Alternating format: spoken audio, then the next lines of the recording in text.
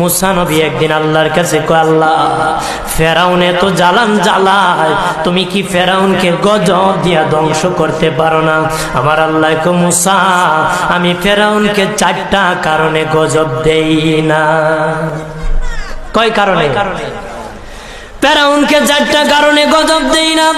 1 নম্বর কারণ হলো রে মুসা, সারাদিন ফেরাউন বলে আমি খোদা, আর রাত যখন হয়ে যায় জঙ্গলে যায় করলাম আমি জানি তুমি খোদা, আমি খোদা না, কিন্তু আমারে মানুষ খোদা কইলে ভালো লাগে, খোদা কইলে ভালো লাগে। প্রভু তাই তুমি বিরক্ত হইয়া আমার উপর গজব দিও না।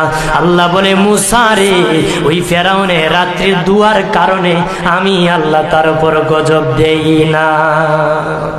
2 নম্বর কারণ হলো, আরে মুসা তোমার মুখে দাড়ি, ফেরাউনের মুখে দাড়ি, তোমার পরনে জুব্বা, ফেরাউনের পরনে জুব্বা, তোমার মাথায় পাগড়ি, ফেরাউনের মাথায় পাগড়ি।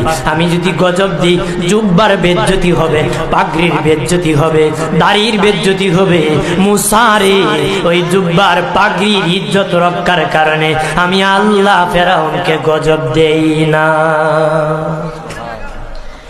3 নম্বর কারণ হলো, আল্লাহ বলেন মুসা রে মুসা 3 নম্বর কারণ হলো, ফেরাউনের বাড়িতে একটা এতিমখানা আছে, প্রতিদিন দুপুর বেলায় এতিমরা ফেরাউনের বাড়িতে মেহমানদারি করে, তারা খাওয়ার পরে আমি আল্লাহর কাছে দোয়া করে, আল্লাহ তুমি যদি গুসা হয়ে ফেরাউনকে গজব দিয়ে ধ্বংস করে দাও, আমরা এতিমকে কে খাওয়াইবে রে আল্লাহ, আমাদের দুয়ার বরকতে ফেরাউনকে গজব দিও না।